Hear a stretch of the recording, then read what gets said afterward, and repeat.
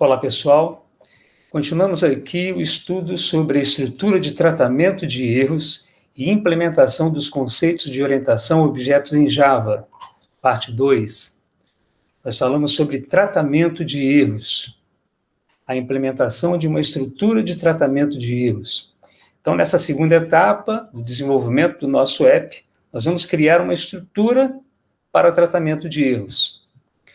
Bom, os objetivos dessa nossa apresentação é fornecer um embasamento teórico, onde nós vamos descrever os diferentes tipos de erros que podem ocorrer e como eles são tratados na linguagem Java. Nós vamos descrever quais exceções são usadas no Java, vamos determinar quais exceções são lançadas em qualquer classe de base ou classe principal ou classe executável, e vamos escrever o código para tratar uma exceção lançada pelo método de uma classe. Bom, vamos lá, falando sobre tipos de erros. Um erro indica que há um problema com a interpretação do programa. Isso é uma definição que vale para qualquer linguagem. Existem três tipos de erros: os erros de sintaxe, os erros lógicos e os erros de exceções, erros de runtime, que ocorrem em tempo de execução. Nós vamos tratar especificamente sobre todos eles. Vamos começar falando sobre erro de sintaxe. Eles podem ocorrer quando um arquivo é compilado.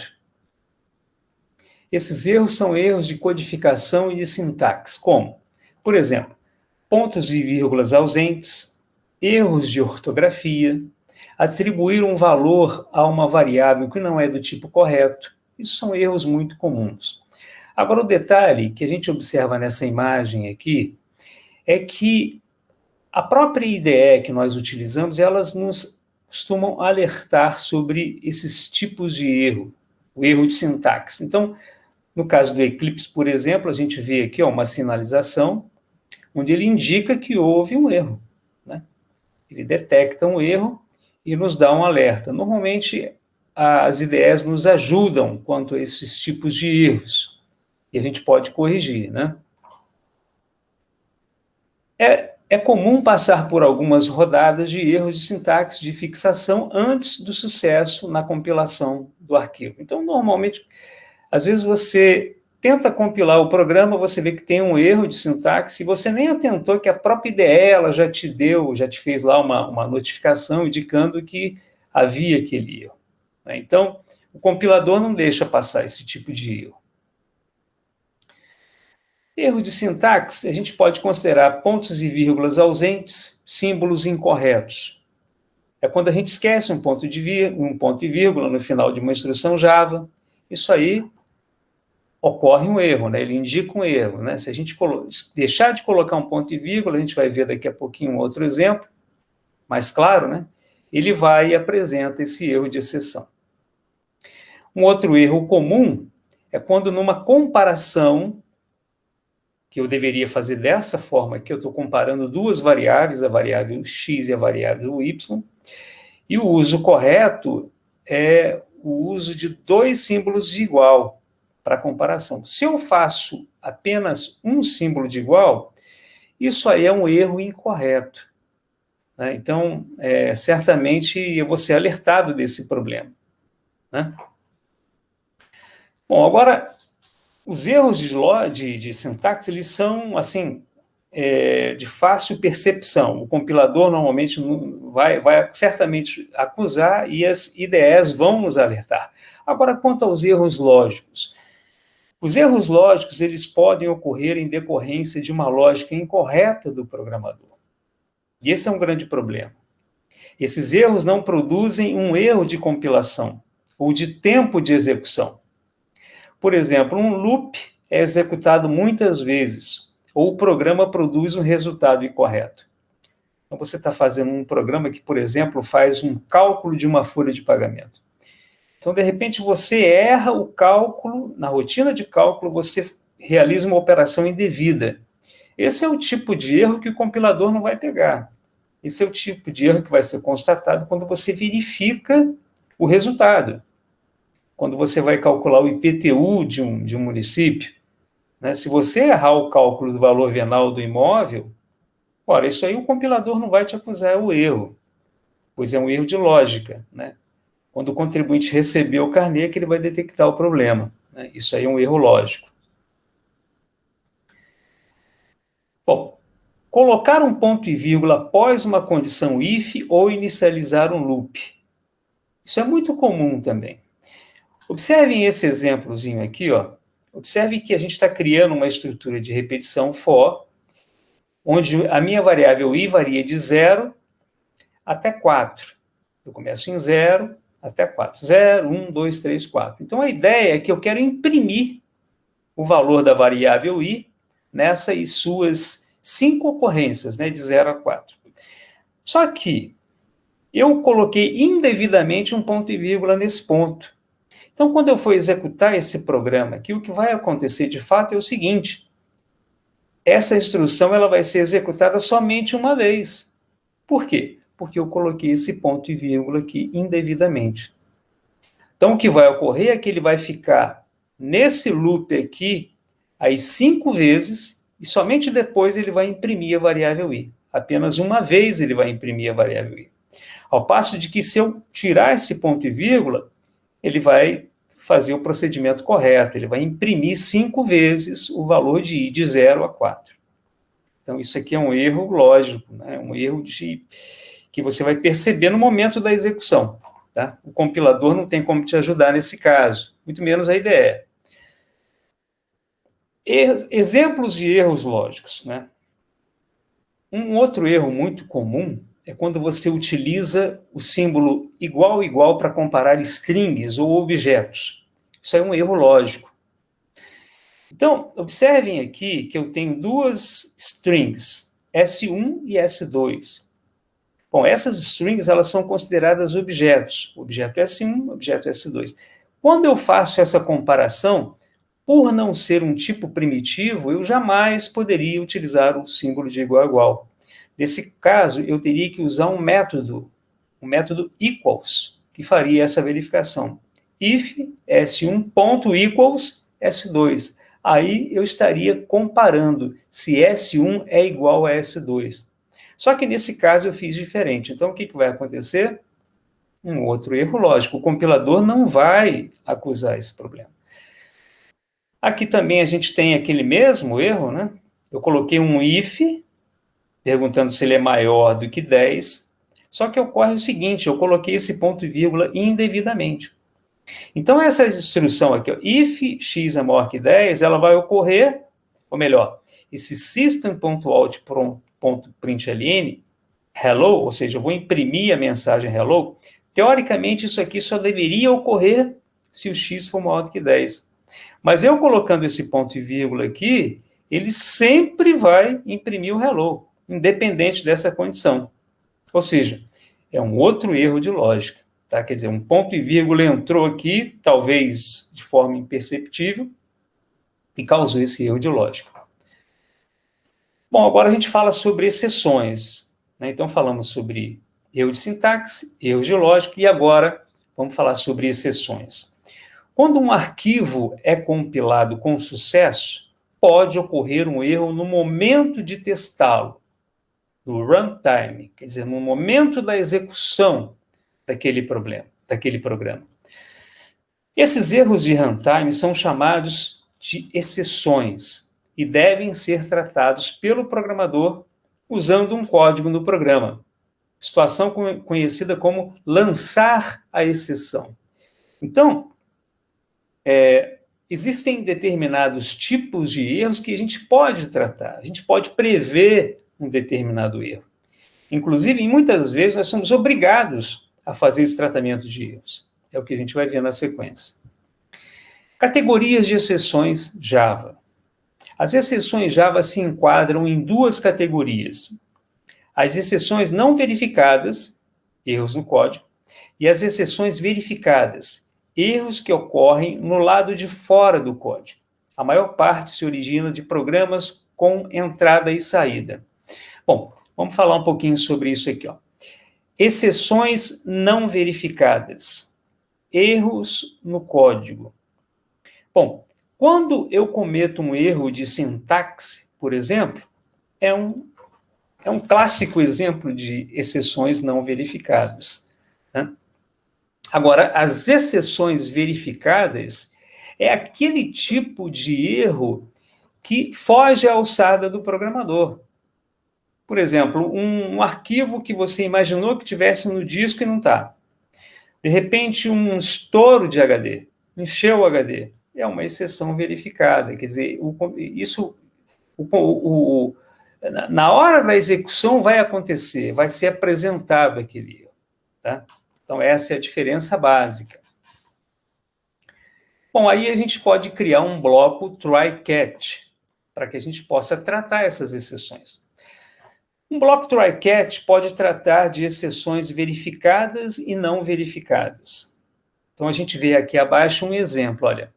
Olha, você tente, eu vou executar esse código que pode causar uma exceção. Então, eu vou criar aqui um algoritmo, vou implementar um algoritmo que ele pode causar uma exceção. E se essa exceção ocorrer, eu posso capturá-la, catch. Então, catch exception, e aqui eu transfiro para um objeto E, né, essa exceção, e aqui eu vou escrever um código para controlar a exceção, né, para tratar a exceção. Exceções não verificadas. O tratamento de exceções não verificadas em Java é opcional. No entanto, se a exceção não for verificada, não for tratada, e ocorrer um erro, o programa será interrompido. Exceções não verificadas comuns: índice fora dos limites, exceção de ponteiro nulo. Então, isso aqui é muito comum. Às vezes, inclusive, a gente vai fazer um exemplo na prática, né, sobre isso aqui. Eu estou atribuindo o valor a um elemento de um vetor inexistente. Então, isso vai acontecer. Esse erro é um erro não verificado. O compilador não tem como... no momento da execução é que vai ser apresentado esse problema, né? E quando eu quero, por exemplo, também atribuir um valor, eu estou usando, digamos, o valor de uma string que não foi inicializada, de um vetor de strings que não foi inicializado. Isso aí é uma exceção de ponteiro nulo, a gente vai ver daqui a pouquinho. Índice de exceção fora dos limites. Então, aqui a gente tem um exemplo muito clássico. Olha. Imagine que eu tenho um vetor chamado example, que possui os elementos 1, 2 e 3. Então, aqui eu estou declarando esse vetor e já estou atribuindo os seus valores, 1, 2 e 3. Imagine que eu vá utilizar o example, que é esse vetor, com o índice 3. Observem que quando a gente cria um vetor, aqui eu tenho 3 elementos, mas os elementos, eles iniciam com um valor 0. Então, aqui eu tenho índice 0, índice 1, índice 2. O índice 3, ele não é permitido, porque ele não foi inicializado. Então, veja o que vai acontecer. A mensagem de exceção a seguir será exibida porque example 3 não existe no array. Eu só tenho 0, elemento 1 e elemento 2. Então, ele vai me apresentar essa exceção aqui, ó, essa mensagem de erro, dizendo que o índice daquele vetor está fora de limite, né? O array começa no índice 0 e termina no índice 2. Chamar o índice 3 significa que você está fora dos limites do array, porque ele só tem esses 3 elementos, de 0 até 2. Exceção de ponteiro nulo, como eu havia dito ali. O código a seguir gerará uma exceção de ponteiro nulo, porque os objetos da string no array não foram inicializados. Então, você vê aqui, olha, aqui eu estou declarando um array de string, um array chamado S1, com 5 elementos. Só que eu não inicializei os valores para esse array S1. E aqui eu já quero imprimir o elemento 0 na primeira posição do array S1. Só que ele não tem valor. Então, o que vai acontecer? Ele vai me apresentar uma exceção. para corrigir esse problema, eu teria que atribuir valores às 5 strings do array antes de tentar essa impressão. Então, antes disso aqui, eu teria que inicializar, atribuir valores para esse meu vetor S1. Um outro erro também, né, que pode ocorrer é de arquivo não encontrado, exceção de arquivo não encontrado. Uma exceção de arquivo não encontrado é uma exceção de entrada e saída. As exceções de entrada e saída são exceções verificadas. A maior das exceções verificadas vem do uso de classes entrada e saída. É aquele tipo de erro que você não pode prever, né? Que você não tem como imaginar. De repente, você fez todo um planejamento para que seu programa abrisse o arquivo numa determinada pasta, só que por algum motivo aquele arquivo não está lá. Isso aí vai acontecer o erro, é o tipo de erro, é o tipo de exceção verificada. E vai, de fato, ocorrer o erro. Só que em tempo de execução, na hora que você está executando o programa, que ele vai tentar ler o arquivo, não vai encontrar e vai apresentar uma mensagem de erro. Tá? Como, por exemplo, essa aqui, ó. Erro 404, não encontrou o arquivo. File not found. Agora vamos tratar as exceções verificadas. As exceções verificadas devem ser tratadas. Necessariamente elas devem ser tratadas. Há duas formas de tratar uma exceção verificada. Primeiro, usando um bloco try-catch. E segundo, usando uma instrução throws na declaração do método. A gente vai ver isso aqui na prática. Bom, a gente vai passar rapidinho por esses exemplos, né, que não estão completos, que tratam sobre entrada e saída. Eu planejei um outro tipo de exemplo mais acessível, né, para a gente poder testar. Então, mas de qualquer forma, a gente passa por esse erro aqui, que é muito comum. Aqui, por exemplo, eu estou usando o bloco try-catch para quê? Para poder, utilizando uma classe chamada FileHeader, estou criando um objeto header e estou associando a esse objeto um arquivo que, teoricamente, deveria estar lá na pasta corrente, onde está o meu programa, chamado test.txt. Bom, pode ser que esse arquivo não exista. Se esse arquivo existir, bom, eu não vou capturar erro nenhum, não vai haver erro. Agora, se esse arquivo não existir, aí sim. Aí esse erro vai ser capturado, pois vai ocorrer um erro de I/O exception, quer dizer, uma exceção de entrada e saída, input, output.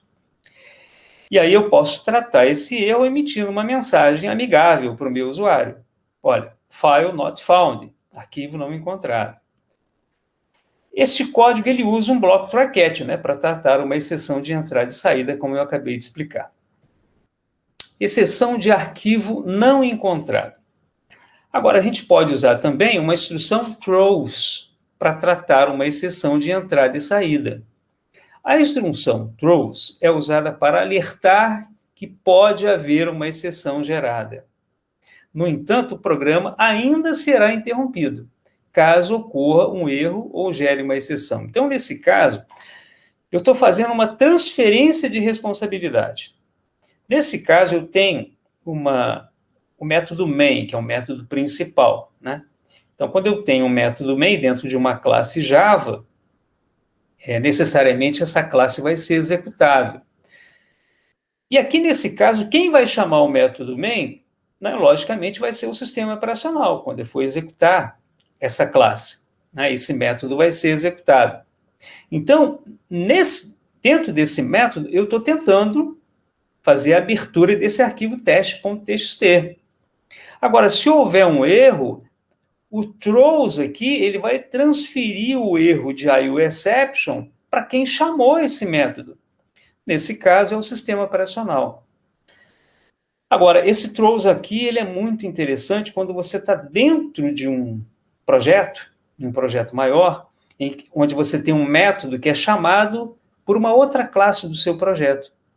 E aí você pode lançar essa exceção transferindo esse erro para quem chamou. E aí você pode tratar esse erro ocorrido lá dentro daquela classe que chamou essa classe que possui esse método main e que tenta abrir um arquivo chamado test.txt. O throws é uma alternativa muito interessante também, né? A gente vai ver um exemplo mais prático daqui a pouquinho. Lançando exceções. Bom, uma coisa é eu tratar e capturar a exceção. Agora eu posso também lançar a exceção. Então, até agora, nós vimos exceções tratadas com o uso de um bloco try-catch. Você pode também tratar de exceções lançando-as. Se você lançar uma exceção, o mecanismo de interpretação interromperá a execução do programa nesse ponto, o que indica ao usuário que ele atingiu uma exceção. No código, no código abaixo, uma exceção é gerada da seguinte forma. Então, o que eu posso fazer? Observem que esse throw é diferente do throws. Então, aqui eu estou lançando uma exceção. Eu lanço a exceção e, por exemplo, associo uma mensagem a essa exceção, dizendo que o índice daquele array, o índice i, está fora dos limites, né? A gente vai ver um exemplozinho agora. Bom, capturando exceções. Capturar uma exceção significa tratá-la.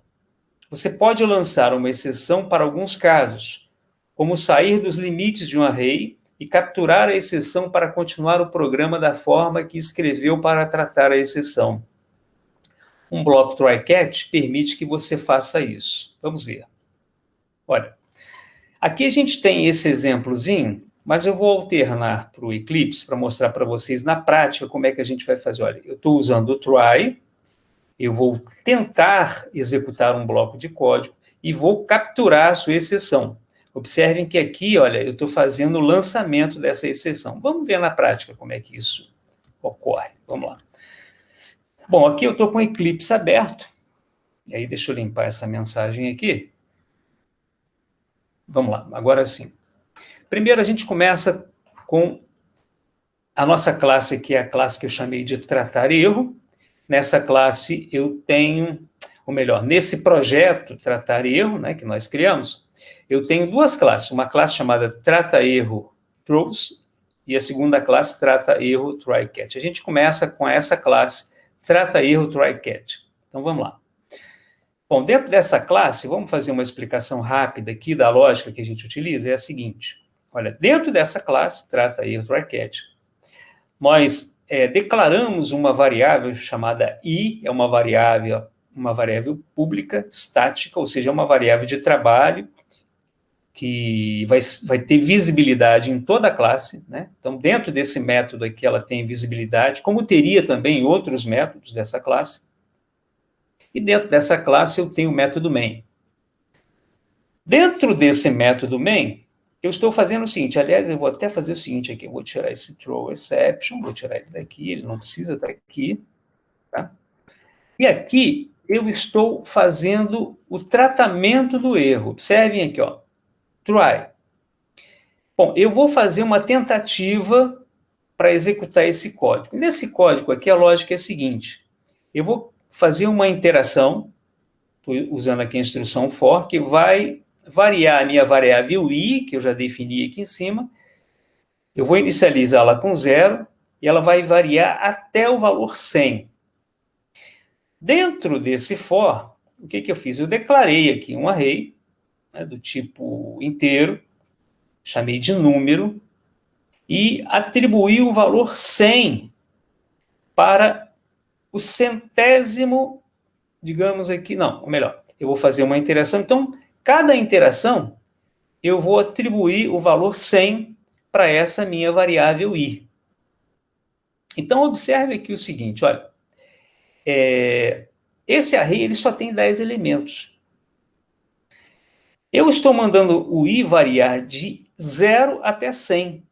Ou seja, quando eu chegar no 11º elemento, eu vou ter problema. Por quê? Porque a minha previsão aqui, olha, é de apenas 10 elementos. Então, quando ele for atribuir 100 ao elemento 10, ao elemento 11, ao elemento 12, eu vou ter problema. Ou seja, ocorrerá uma exceção.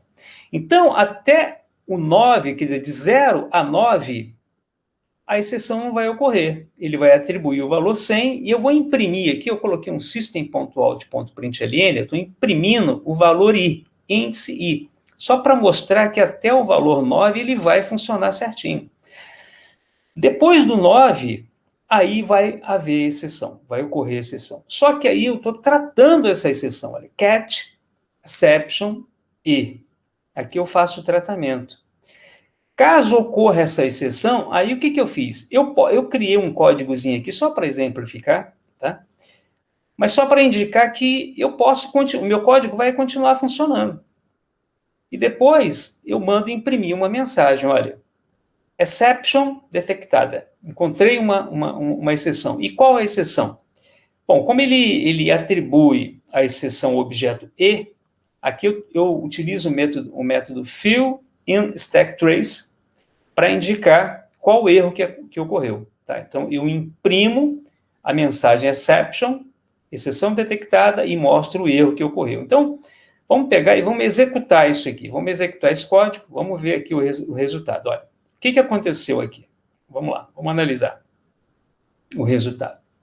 Bom, ele começou, a gente vê aqui, ó, pela lógica. Vamos começar aqui, ó. Ele começou imprimindo os valores. Índice 0, índice 1, índice 2, quer dizer, ele está dentro dessa estrutura de repetição. Até o 9, ele conseguiu imprimir numa boa. Quando ele foi para o 10º elemento, ou seja, quando o meu i está valendo 10, né, que seria, ou melhor, o meu 11º elemento, né, o meu i valendo 10, o que acontece? Vai haver uma exceção. Por quê? Porque eu só fiz uma previsão de 10 elementos para o meu vetor número. Então, aí vai haver uma exceção. Então, quando ocorre essa exceção, observem agora que eu vou tratar a exceção. Eu capturo a exceção. E vamos ver o que acontece aqui embaixo. Olha. Esse código executado, ele não tem nenhuma representação visual, mas aqui embaixo eu mando imprimir uma mensagem. Exception detectada. Exceção detectada. E aqui eu mostro o erro. Exatamente o que eu faço aqui, ó. Exibo a mensagem exception detectada e aqui eu mostro o erro que aconteceu, que é aquele erro clássico, né? Índice fora de faixa. Exceção de índice fora de faixa. Então ele mostra aqui, ó, valor 10. E meu programa é interrompido, né? Então esse aqui foi um exemplo prático de como é que você captura uma exceção e que você pode tratar essa exceção e o programa continuaria funcionando aqui numa boa, sem problemas. Tá? O que normalmente a gente faz é mostrar que houve aquela exceção e mostra o problema para o usuário, né? Que certamente vai reportar ao programador, se for um erro de execução, se for um erro de lógica, né? Bom, agora a gente vê aqui o exemplo do throws. Então, eu vou selecionar aqui, ó, essa minha classe trata erro throws. Vou dar um clique duplo aqui, olha, ele já selecionou aqui. Então, a gente vai ver agora, eu vou limpar aqui o meu console, vou limpar o console para a gente poder ver esse resultado. Então, nesse exemplo aqui, eu estou usando a mesma lógica anterior, só que agora eu estou usando o throws para poder tratar essa exceção. Então, o que eu estou fazendo? Eu estou transferindo a responsabilidade para quem chamou esse método. Só que eu estou utilizando do recurso de lançar a exceção por meio do throw. Então, o que eu estou fazendo aqui? Olha, a lógica vocês já entenderam. Então, quando chega nesse ponto aqui, depois que eu criei o vetor, né, antes de atribuir o valor ao meu vetor, ao elemento do vetor, eu faço uma perguntinha. Olha, eu sei que o i aqui ele só pode ir até 9. De 0 até 9 vai funcionar. Quando o i for maior do que 9, eu vou ter problema. Então, eu já faço uma previsão aqui, ó. Eu já estou prevendo esse erro. Porque como eu sei que eu só posso ter 10 elementos, de 0 a 9, então eu já fiz essa previsão. Se o i for maior do que 9, o que eu faço? Lanço essa exceção e indico para o exception o seguinte, ó, o problema que ocorreu aqui foi o seguinte, ó, o índice i, que eu vou mostrar o valor de i, está fora de, eu vou até acrescentar aqui, ó, está fora de limite. Tá? Muito bem, então a gente vai executar, vou salvar aqui, a gente vai executar esse código para ver o resultado. Olha, eu vou clicar aqui para poder executar a minha a minha classe.